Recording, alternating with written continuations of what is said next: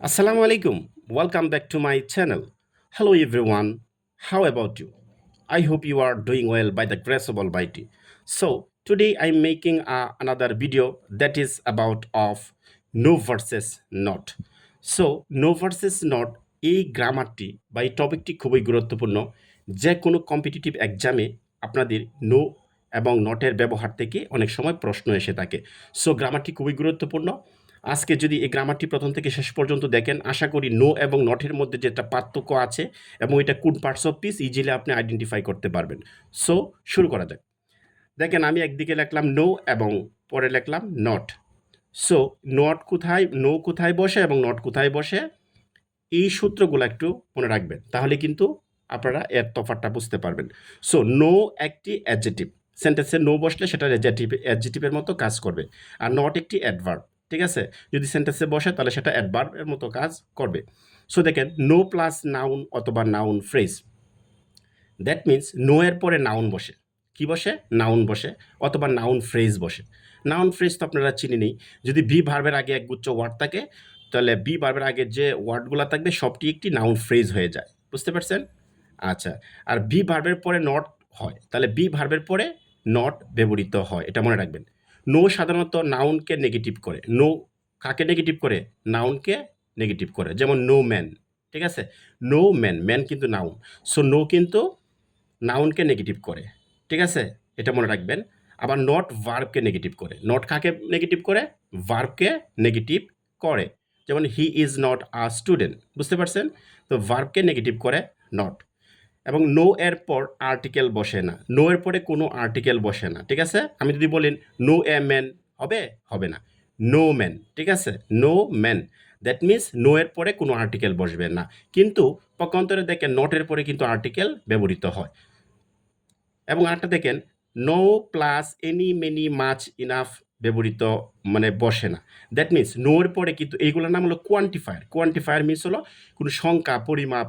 হ্যাঁ এইগুলা বোঝাবে তখন সেটা হয়ে যাবে কোয়ান্টিফায়ার সো নোয়ের পরে কিন্তু কোনো কোয়ান্টিফায়ার ব্যবহৃত হবে না কিন্তু পক্ষান্তরে দেখেন নট প্লাস এনি মেনি মাছ বসে কিন্তু নটের পরে কিন্তু আবার কোয়ান্টিফায়ারগুলা বসে ঠিক আছে সো এই যে আমি দেখেন ১ ২ ৩ ৪ ৫টা ফর্মুলা দিলাম ঠিক আছে এই ৫টা ফর্মুলা যদি মনে রাখতে পারেন তাহলে নো এবং নটের ব্যবহারটা ইজিলি আপনারা করতে পারবেন সো এই ৫টা ব্যবহার থেকে কিছু আমি এক্সাম্পল দিয়েছি ১ থেকে ১৩টা দিয়েছি সো ১৩টা এক্সাম্পল আপনাদেরকে দেখাবো তাহলে ইজিলি কোথায় নো এবং নট বসবে সেটা ইজিলি বুঝতে পারবেন দেখেন শুরু করি ১ he has no time to meet you তার কোনো সময় নেই টু মিট ইউ তোমার সাথে সাক্ষাৎ করার জন্য ঠিক আছে এখন দেখেন নো দেখেন নো শব্দটা আছে না নোর পরে কিন্তু নাউন বসে আমি বলেছিলাম সো আপনাকে যদি বলে আইডেন্টিফাই করতে বলে এটা কোন পার্টস অফ পিস আপনি কিন্তু ইজিলি এখন বলতে পারবেন এটা একটা নাউন বুঝতে পারছেন নো টাইম কারণ এই যে নো এর পরে নাউন বসে অথবা নাউন ফ্রেজ ঠিক আছে বুঝতে পারছেন সো একটা শেষ দ্বিতীয়টা দেখেন নো ফ্রেন্ডস আর অ্যালাউড ঠিক আছে হিয়ার এখানে কোনো বন্ধুই কি অ্যালাউড না এখন নোর পরে নাউন হয় এই যে বলছিলাম নোর পরে নাউন এই যে নোর পরে নাউন হয় এই যে হয়েছে দেখছেন আবার এখানে দেখেন এই যে নাউনের আগে নাউনের আগে যে নো আছে যদি আপনাকে বলে এই নোটা কোন পার্টস অফ পিস তাহলে আপনি 100% বলবেন সেটা কি এটা অ্যাডজেটিভ কারণ নাউনের আগে কি বসে অ্যাডজেটিভ বসে এটা সবসময় মনে রাখবেন আর অ্যাডজেটিভের আগে বসে অ্যাডভার্ব এটা একটু মনে রাখবেন ঠিক আছে সো এই জায়গার মধ্যেও কিন্তু নোটা আপনার অ্যাডজেটিভ হিসেবে ব্যবহৃত হয়েছে যেমন টাইম একটা নাউন এর আগে অ্যাডজেটিভ হিসেবে ব্যবহৃত হয়েছে সো এখন দেখেন ৩ number it is not performed properly মানে এটাকে কি পারফর্ম করা যাবে না সঠিকভাবে ঠিক আছে আচ্ছা এখন দেখেন এই যে দেখেন নটের পরে কি বলছিলাম বলেন তো নটের পরে আর্টিকেল হবে এই যে নটের পরে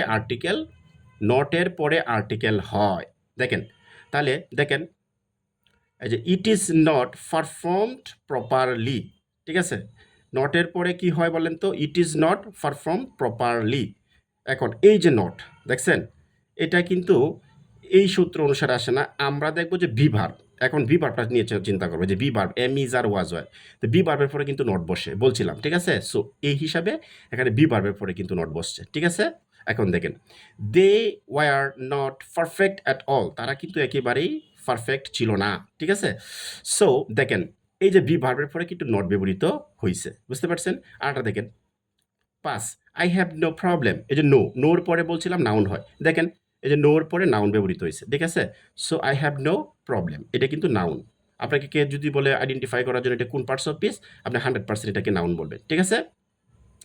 আপনি কি বলবেন? এটাকে নাউন বলবেন। আবার যদি বলে যে এইটা কোন পার্টস অফ স্পিচ, তাহলে আপনি বলবেন নাউনের আগে অ্যাডজেক্টিভ বসে, এটা অ্যাডজেক্টিভ হয়ে যাবে, বুঝতে পারছেন? আর এটা তো ভার্বই, মূল ভার্ব, ঠিক আছে? সো দেখেন, আর I am not a student, আমি একজন ছাত্র না। এখন দেখেন, নটের পরে বলছিলাম আর্টিকেল বসছে, দেখেন বসছে কিনা আর্টিকেল, এই যে বলছিলাম নোটের পরে আর্টিকেল বসে। সো এই দেখেন, I am not a student, that means এই যে নটটা, এখানে নটের পরে একটা আর্টিকেল বসছে, হ্যাঁ? সো এই আর্টিকেল, আর্টিকেলটা কোন পার্টস অফ স্পিচ যদি আপনাকে বলে, সো আর্টিকেল যদি কোনো, অথবা আর্টিকেল, কোয়ান্টিফায়ার, হ্যাঁ, ডেমোস্ট্রেটিভ, এই শব্দগুলো যদি কোনো সেন্টেন্সে বসে, একটা সেন্টেন্সের মধ্যে বসে, তখন সেটা অ্যাডজেক্টিভ হয়ে যাবে। কি হয়ে যাবে? অ্যাডজেক্টিভ হয়ে যাবে। সো এইভাবে চিন্তা করেন, এটা কি নাউন? স্টুডেন্ট কি নাউন না? নাউনের আগে কি বসে? অ্যাডজেক্টিভ। সো এটাও কি? এটা অ্যাডজেক্টিভ, বুঝতে পারছেন? This is not the solution of present time. So দেখেন, দিস ইজ নট, নটের পরে দেখেন, নটের পরে বলছিলাম একটা আর্টিকেল বসবে, এই যে নটের পরে আর্টিকেল হয়। সো এই দেখেন, নটের পরে কিন্তু একটা আর্টিকেল বসছে, ঠিক আছে? একটু মনে রাখবেন।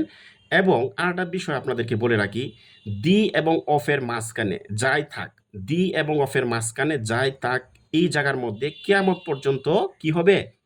নাউন হবে। এই শব্দটা কি হয়ে যাবে? নাউন হবে। এই শব্দটা যদি ভার্বও থাকতো, ঠিক আছে? তো ভার্বটাও কিন্তু নাউন হয়ে যেত, বুঝতে পারছেন? তার মানে কি, দি এবং অফের মাঝখানে যাই থাক, এটা নাউন হয়ে যাবে। এটা কিন্তু আপনারা যারা এইচএসসি স্টুডেন্ট আছেন, এইচএসসির স্টুডেন্ট আছেন, যারা আর্টিকেলের জন্য 5 নাম্বার বরাদ্দ থাকে, এই এই এই ব্যবহার থেকে আপনাদের 2টা থেকে 3টা প্রশ্ন এসে থাকে আর্টিকেল থেকে।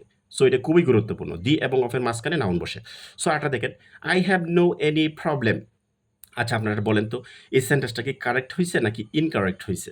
I have no any problem. নোর পরে কি আমি বলছিলাম কোয়ান্টিফায়ার যে এনি, মেনি এগুলা বসে?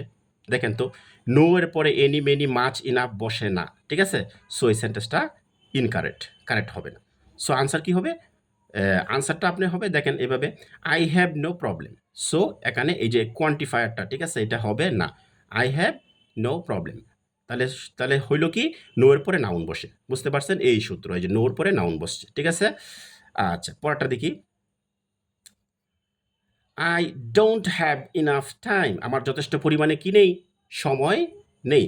সো দেখেন, এই যে নটের পরে দেখেন, এই যে দেখেন, এই যে দেখেন, do not have enough time.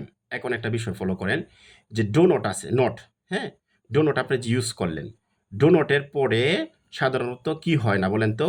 এই যে নট, এই যে নট আছে না, এই যে নটের পরে আর্টিকেল, কি বলছে? নটের পরে আর্টিকেল হয়, কিন্তু এখানে দেখেন, এই যে do not have enough time, এই যে দেখেন, ডো নট, ডো নট থাকার কারণে নট, এনি, মেনি, মাচ, হ্যাঁ, এই যে দেখেন, এই সেন্টেন্সটার মধ্যে কি ব্যবহৃত হয়েছে?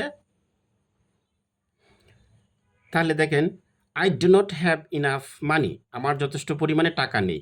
সো এই যে নটের পরে দেখেন এনাফটা ব্যবহৃত হয়েছে, এই যে দেখেন, not plus any, many, much, ঠিক আছে? বুঝতে পারছেন? আরটা দেখেন, আই হ্যাভ নো কার, আমার কোনো গাড়ি নেই। সো দেখেন, নো এর পরে কিন্তু নাউন ব্যবহৃত হয়, এই যে দেখেন, নো এর পরে নাউন ব্যবহৃত হয়েছে, এই যে দেখেন, নোর পরে নাউন। সো এটা নাউন। এখন আপনাকে যদি আইডেন্টিফাই করতে বলি এটা নো কোন পার্টস অফ স্পিচ, আপনি 100% বলে দিবেন সেটা হলো অ্যাডজেক্টিভ। ওকে, এখন দেখেন 11, রহিম ডিড নট হ্যাভ আ কার, রহিমের কোনো গাড়ি ছিল না। এখন দেখেন, এই যে নোটের পরে বলছিলাম কি আর্টিকেল বসে, এই যে একটা আর্টিকেল বসছে, এই দেখেন নোটের পরে আর্টিকেল ব্যবহৃত হয়, এই যা নোটের পরে কি হয়েছে? আর্টিকেল ব্যবহৃত হয়েছে। তো এটা নাউন, এটা হলো অ্যাডজেক্টিভ, বুঝতে পারছেন?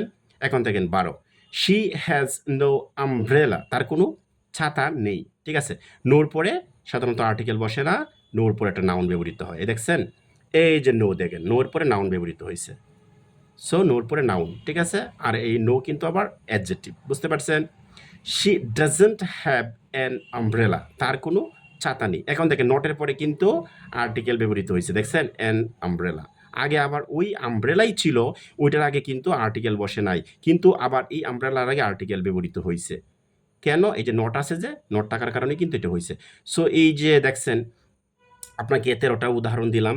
আশা করি উদাহরণগুলো আপনারা বুঝতে পারছেন, এবং আপনারা যদি বাসায় একটু এই ভিডিওটা 1 থেকে 2-3 বার দেখেন, তাহলে আশা করি নো ভার্সেস নটের, যে নো এবং নটের মধ্যে যে একটা পার্থক্য আছে, সেটা আপনি ইজিলি আইডেন্টিফাই করতে পারবেন।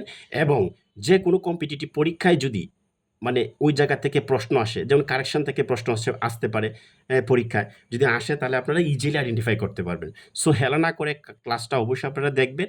অবশ্যই আপনারা এই ক্লাস থেকে একটু উপকৃত হতে পারবেন ইনশাল্লাহ। আর অবশেষে যদি আমার ভিডিওগুলো আপনাদের কাছে ভালো লাগে, অবশ্যই আপনারা আমার চ্যানেলটিকে সাবস্ক্রাইব করবেন, লাইক, কমেন্ট এবং শেয়ার করবেন, যাতে পরবর্তীতে আরও আমি নতুন নতুন বেসিক গ্রামারের ভিডিও নিয়ে আপনাদের সামনে উপস্থিত হতে পারি। সো আমি কিন্তু সব ক্যাটাগরির ভিডিও আপনাদেরকে দিব। যারা ক্লাস 6-এ আছেন, 6 থেকে শুরু করে ইন্টারমিডিয়েট পর্যন্ত, এবং এর পাশাপাশি যারা জব সিকার আছেন তাদের জন্য ইংরেজি গ্রামার থেকে আমি ভিডিও ইনশাল্লাহ আপনাদেরকে দিব। আশা করি আমার পাশে থাকবেন। ধন্যবাদ।